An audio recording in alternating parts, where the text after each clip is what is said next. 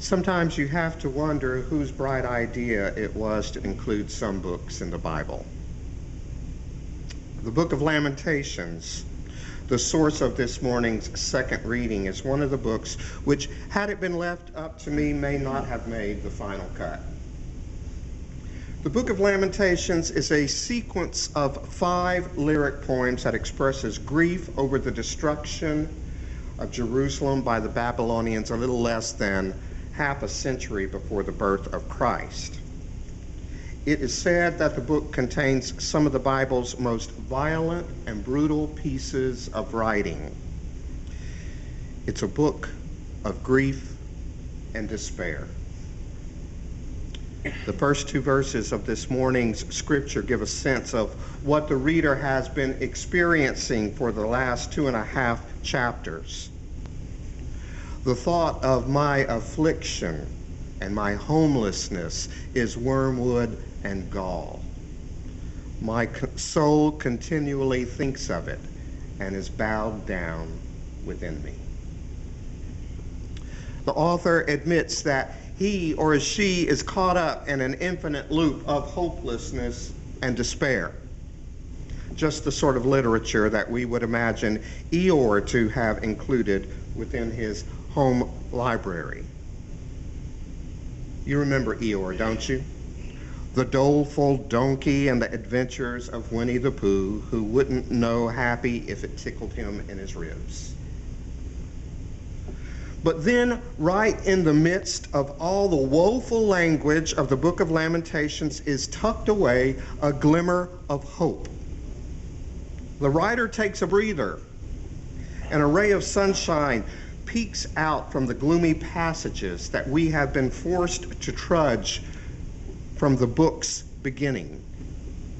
Words that are so packed with hope for a future that we have turned it into a song. The steadfast love of our God never ceases. God's mercies never come to an end. They are new every morning, new every morning. Great is thy faithfulness, O Lord. Great is thy faithfulness.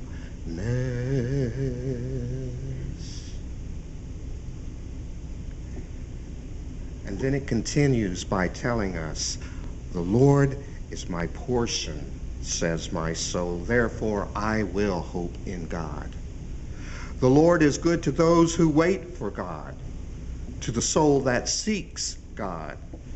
It is good that one should wait quietly for the salvation of the Lord. And so it is for me. These 6 verses provide redemption. I will struggle through all the violent language of this book. I will endure the author's multiple images of God's wrath. I will hang in there because here is an oasis of hope within the book's miles and miles of spiritual desert wasteland. And it is from this oasis that I can drink deeply of the hope that is offered, and I find the strength to continue on life's journey. The desert wasteland through which the author of the book of Lamentations found himself or herself was one in which the beloved city of Jerusalem had been destroyed. It's hard to imagine what that might have felt like for the average citizen of ancient Israel. But that doesn't mean that we 21st global citizens aren't acquainted with our own grief and despair. All around the world, people live in poverty and hunger and war. It's a way of life for them. If the enemy isn't a neighboring country seeking to overrun them, the enemy would seem to be nature itself, as earthquakes, floods, tsunamis, and hurricanes batter an already broken people. Words from the first chapter of the book of Lamentations give voice to the grief of these impoverished and broken people of today's world. Look, O Lord, and see how worthless I have become. Is it nothing to you, all you who pass by? Look and see if there is any sorrow like my sorrow, which was brought upon me, which the Lord inflicted on the day of God's fierce anger. But grief isn't unique to the poor and hungry, is it? People who are living with HIV certainly know what it means to feel despair. We have known about HIV for 30 years, and still there is no cure for it. Ignorance and prejudice continues to surround the disease. People still live in fear of letting anyone know they are infected with the virus. Medical progress is painfully slow.